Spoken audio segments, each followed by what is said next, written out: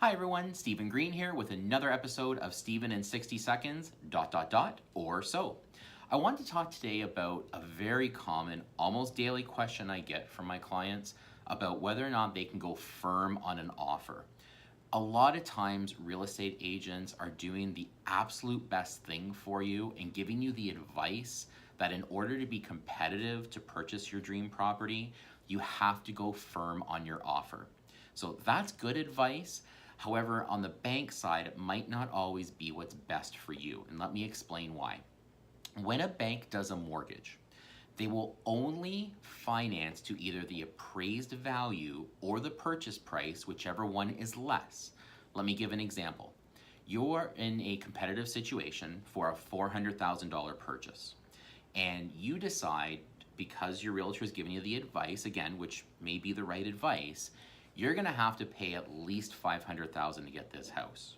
So you go in with an offer, $500,000, and the bank does an appraisal and it's only worth $400,000. So the bank, let's assume a 20% down payment, the bank is only going to give you a $320,000 mortgage. Okay, so 400,000, 80% of 400,000 is 320. So we're going to give you a 320 mortgage. The total amount of money you have to bring to the table to close your deal is going to be the 80,000 for the down payment plus 100,000, which is the difference between the appraised value and the purchase price. Okay, so let that sink in for a second. Again, we'll only give you a mortgage based on either the appraised value or the purchase price, whichever is less.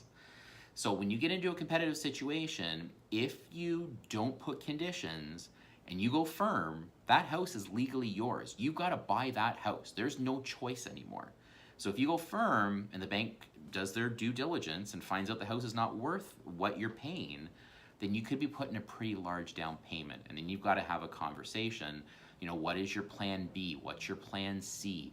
How do I get out of this? What happens now? So this is definitely a decision that needs to be made in conjunction, with your real estate agent and your mortgage person. But that is the background around why the bank will always tell you put conditions in, because we don't know what the appraised value is going to be. If you have more questions on this, don't hesitate to reach out to me by email, phone, follow me on Facebook and Twitter, RBC Stephen Green. Until next time.